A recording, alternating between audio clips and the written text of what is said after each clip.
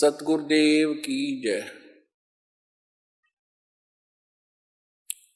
सर्वसंग से प्रार्थना है, सत्संग प्रारंभ हो रहा है। कृपया सत्संग स्थल पर शांति पूर्वक विराजमान होकर के श्रद्धा से सत्संग सुने। परमेश्वर की प्यारी आत्माओं से पुनर्निवेदन है, सत्संग प्रारंभ हो रहा है। कृपया सत्संग स्थल पर शांति पूर्वक विराजमान होकर के श्रद्धा से सत्संग सुने। सत साहिब सतगुरुदेव की जय। और परमात्मा कहते हैं, एक लेवा एक देवा दूतम, कोई किसी का पिता नहीं पुत्रम। जैसे सुखदेव ऋषि को ज्ञान था और व्यास जी के घर उसका जन्म हुआ, उसकी पत्नी के गर्भ से 12 वर्ष में तो मां के गर्भ से बाहर आया था। अब देखो पुण्यात्माओं, ज्ञान हो गया, ज्ञान तो करा देते हैं सभी, भाई भगवान की भक्ति करो नहीं तो ये हो जाए। अब ज्ञान हो गया, समाधान नहीं तो खा का वो ज्ञान। अब सुखदेव ऋषि को गर्भ से ही पता था कि बाहर जाते ही मैं अचेत हो जाते हैं और ब्रह्मा विष्णु महेश से निकल रहे रजोगुण ब्रह्मा सतगुण विष्णु तमोगुण शिव, ये गुण ये हमें अचेत करते हैं, फिर हम भूल जाते हैं उद्देश्य को। अब मुझे याद है कि मनुष्य जीवन केवल परमात्मा पाने के लिए मिला है। बाहर जाकर परिवार मोह में फंस जाते हैं, भगवान भूल जाते हैं। इसलिए माँ के गर्भ से निकलते ही 12 वर्ष के शरीर एकदम बाहर आते, 12 वर्ष का शरीर का। पहले तगड़ी तगड़ी माताएं भी तगड़ी तगड़ी होती थी और नाल को अपने कंधे पर डालकर उठकर चल पड़ा। सुख व्यास वेद व्यास जी ने कहा कि बेटा 12 वर्ष इंतजार की, तेरी पुत्र होगा। ऋषियों को पता लग जाता है बेटा है कि बेटी, उनकी दिलदृष्टि काम करती थी। पहले ये तो कोई था ही नहीं, लड़का ना हो लड़की ना हो, कोई हो मालिक थे, ये डिस्टर्बेंस नहीं थी जो अब शुरू कर रखी है अनजानपने में। तो सुखदेव ऋषि ने कहा था कि एक लेवा एक देवा दूतम और कोई किसी का पिता नहीं पुत्रम। ऋण संबंध जुड़ा एक ठाठा, अंत में सब 12 बाटा कि पिताजी ना जाने कितनी बार तू मेरा बाप और मैं तेरा बेटा हो लिया, ना जाने कितनी बार मैं तेरा बाप और तू मेरा बेटा हो लिया। ये पूरी चिट्ठी मेरे पास है और इब क्या गलती करो नहीं, मैं शक्ल भी ना देखूं तेरी बाप, मेरी मोह हो जाएगा आपके अंदर। यूं कहकर पिछले संस्कार से सिद्धि से उड़कर चला गया, पिछला बैटरी चार्ज थी। अब उसको ज्ञान भी था, राजा जनक गुरु भी बना लिया और फिर भी मोक्ष नहीं, क्योंकि राजा जनक कोई ज्ञान नहीं था कि जितना ज्ञान था बता दिया। विष्णु का पुजारी था, विष्णु लोक में वो चला गया राजा जनक, विष्णु लोक में सुखदेव चला गया। अब राजा जनक को परमात्मा उस समय भी मिले थे, लेकिन जब घने ठाठ से थे, वो समय नहीं था जो दास आपको यहां लाना चाहता है कि ये समय था मोक्ष का। अब राजा जनक जो थे, पहले सतयुग में राजा अम्बरीश थे, वो विष्णु पुजारी थे।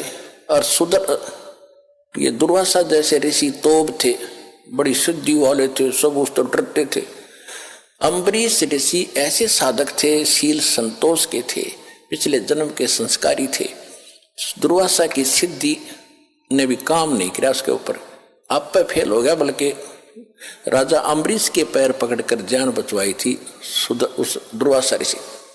और वही ऋषि अगले जन्म में फिर राजा जनक हुआ और वही राजा जनक फिर चला गया स्वर्ग में। रास्ते में काल कैसे चोरी करता है, कैसे ठगता है आपको। पुण्यात्माओं, एक एक प्रश्न को ध्यान से रखना, प्रत्येक में एक न्यारा न्यारा गुड़ रहस्य निकलेगा। जब राजा जनक ने अपने शासन काल में, जीवन काल में राजा था, बहुत गुणे धर्म पुण्य किए थे, बड़ी बड़ी यज्ञ की थी, 100 मन घी की, सैकड़ों की संख्या, और काफी दान किया था, गौवें दान की थी ब्राह्मण ऋषियों को। लेकिन वो मंत्र ठीक नहीं थे, जैसा किया दान धर्म वो तो मिलेगा ही मिलेगा। तो राजा जनक जब जाने लगा, विमान में बैठकर जा रहा था, काल के दूत वहां से, रास्ता था एक, वहां से ले जा रहे थे। वो काल के दूत नहीं थे उसके साथ थे विष्णु जी के गण, विष्णु जी के गण और साथ में कुछ यमदूत भी उसी जहाज में बैठे जा रहे थे। तो वहां जाकर जब एक नरक के साथ से उनका विमान गुजर रहा था, तो नरक के अंदर 12,000 आत्माएं अपने किए हुए पाप कर्मों का वहां दंड भोग रहे थे, हाहाकार मचा था, चिल्ला रहे थे। और वो राजा था दयालु राजा था। अपने राज्य में किसी को कोई दुख होता था तुरंत उसका निवारण करता था, उसको शांति देता था, किसी को दुखी नहीं होने देता था। तो जब उसने वहां जाकर हाहाकार मची देखी तो कहा कि पार्क दो, विमान रोको। विमान रोक दिया कि ये चिल्लाहट कहां से आ रही है, कौन दुखी है इस नगरी में। उन्होंने बताया जी ये नगरी नहीं है तो नरक है, इसमें 12 करोड़ 12 धरनी 12 करोड़ आत्माएं इसमें दुख अपना कर्म का दंड भोग रही हैं। राजा ने कहा कि इनको को छोड़ दो, इनको निकालो इससे। तो पार्षदों ने जो साथ गए थे भगवान के दूत, उन्होंने कहा कि राजन या आपका हुक्म नहीं चलेगा या तो धर्मराज का हुक्म चलेगा कि धर्मराज को बुलाओ, धर्मराज के पास ले चलो मुझे, या धर्मराज को यहां धर्मराज को बुलाओ, और नहीं तो मुझे भी यहीं छोड़ दो, मैं भी इस नरक में इनके साथ ही रहूंगा, आगे मैं भी नहीं जाता। अब वो संदेशा धर्मराज के पास गया। धर्मराज ने आके पूछा कि राजन क्या कारण है कि ये सब इनको छोड़ो, ये बहुत दुखी हो रहे हैं, मुझसे देखा नहीं जाता।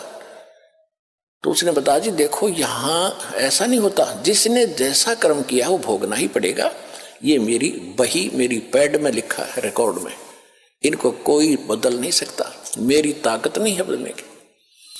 तो राजा जनक ने कहा कि मुझे भी यहीं छोड़ दो, कि ये भी मैं नहीं कर सकता, आपको यहां छोड़ने का आदेश नहीं भगवान का, आपको कैसे छोड़ूंगा।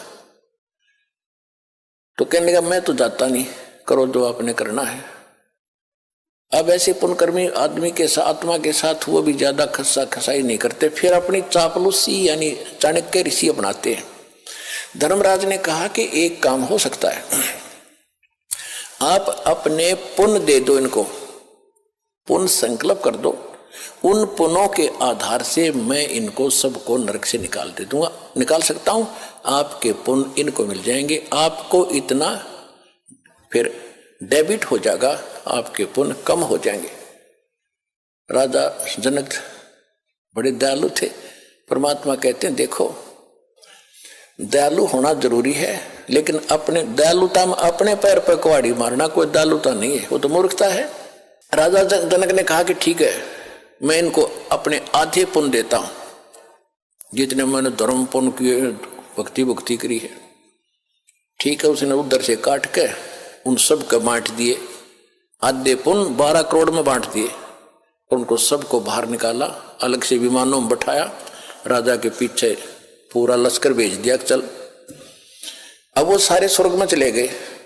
देखो पुण्यात्माओं, ये आपका चोरी हो रही है, आप कहां तक ठग लेता है, काल का जाल कितना भयंकर है, तुम तो यहां तो पता ही नहीं, या तो आप ठगे जाते हो, आपके पास तो कोई पूंजी है कोई नहीं, वह बांट बूट के यहीं हो लिए, उसको तो और पूंजी लेकर जा रहा था, वहां ठग ली।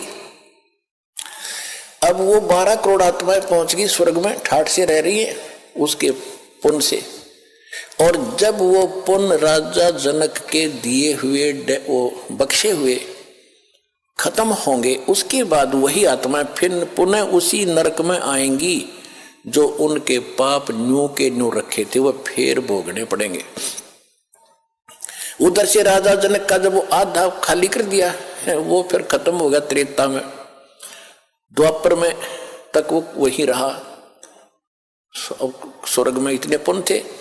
अब कलयुग में वही आत्मा राजा अम्बरीश की राजा जनक बने, फिर राजा जनक की आत्मा ये श्री नानक देव जी बने तलवंडी के अंदर। तलवंडी पंजाब यानी पाकिस्तान के अंदर एक तलवंडी गांव है, वहां पर एक कालू राम मेहता खत्री यानी अरोड़ा, उसके घर जन्म हुआ। उसका पिता पटवारी था और स्वयं ये नौकरी करने लगे। फिर एक सुल्तानपुर शहर में एक राजा था, नवाब था, और वहां इसकी बहन ब्याही थी नानक साहिब जी के, जो सिख धर्म के प्रवर्तक हैं श्री गुरु नानक देव जी। ये आदरणीय आत्मा कहाँ थी? अम्बरीश, सतयुग में राजा अम्बरीश, लाखों करोड़ों सेना इसके साथ, और हाँ जय जयकार होती। राजा जनक लाखों सैनिक, लाखों नौकर इसके हाथ जोड़े खड़े रहते थे। और फिर वही अपने पुण्य से खत्म करके क्या बने, स्वयं सुल्तानपुर के नवाब के एक मोदी खाने में नौकर बने। अब परमात्मा याद दिलाते रहे, बोली आत्मा अब सुन ले इस विधान को जो हम बताने जाते हैं, चाहते हैं। जब तक हम कबीर परमात्मा की भक्ति नहीं करेंगे मोक्ष नहीं हो सकता, चाहे कितना कुछ बन ले। अब नानक साहब जी मोदी खाने में नौकरी करते थे। सुल्तानपुर शहर के पास एक नदी बहती थी, बेई नदी। वहां सुबह सुबह सभी उस शहर के लोग स्नान करने जाते थे।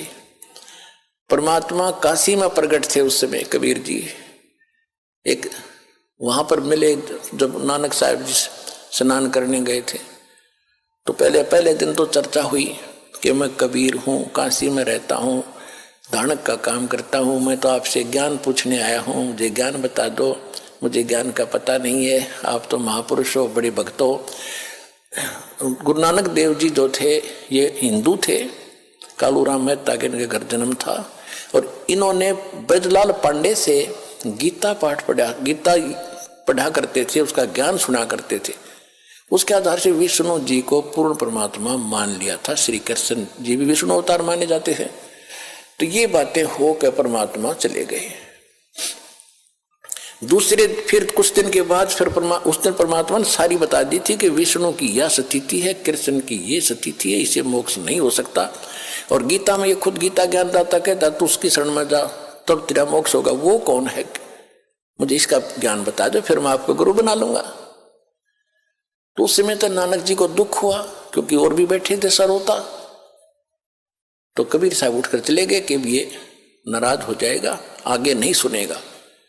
लेकिन रात को चक्कर बंध गया कि ज्ञान सारा का सारा सच्चा, मैं तो गलती कर रहा हूं। अब के वो कभी आए, किसी प्रकार मुझे दर्शन दे, सारा ज्ञान सुनूंगा। कुछ दिनों के बाद फिर इसी प्रकार स्नान करने के लिए उसी प्रतिदिन जाते ही थे। 3-4 महीने के 6 महीने के बाद उनकी खूब तड़फ देखकर परमात्मा जिंदा महात्मा बना का रूप बनाकर उसी बेई नदी पर चले गए जहां वो स्नान करने की तैयारी कर रही थी। तब वहां से सतलोक लेके उन्होंने छलांग लगाई दरिया में नहाने के लिए। परमात्मा ने उनको वहीं से अदृश्य कर लिया, स्वयं भी साथ लगा दी छलांग, अदृश्य कर लिया और शव को कहीं और रख दिया अपस्ट्रीम में जिधर से जल आ रहा था। लोगों ने सोचा, वहां स्नान करने वाले सैकड़ों की संख्या में नगर के लोग थे। उन्होंने देखा कि बाहर आया नहीं, नानक जी डूब गए, नानक डूब गया, नानक जी डूब गए। उसकी बहन को बताया, उनके बहनोई को बताया। जयराम नाम था उसकी बहनोई का, नानकी नाम था इनकी बहन का। हाहाकार मच गई। राजा ने भी गोताखोर भेज दिए, जाल लगाए। वो खोदे नीचे ने वो शरीर धर रखा 3 किलोमीटर ऊपर ने बन में, तो वो नहीं पाया। 3 दिन झक के बैठ गए। सबने मान लिया कि नानक जी डूब कर मर गए और वो ले गए सतलोक में परमात्मा। वहां से फिर वापस छोड़ा 3रे दिन। तब उस प्यारी आत्मा का मोक्ष हुआ। तो पुण्यात्मा, इस सारे ज्ञान को समझ कर आपको पता चलेगा कि अब वो समय है जब मोक्ष मिलेगा। और जब तक हम कबीर साहब की शरण में नहीं आएंगे, इसको नहीं पहचानेंगे, मुक्ति नहीं हो सकती। चाहे कितना शर पटक लो,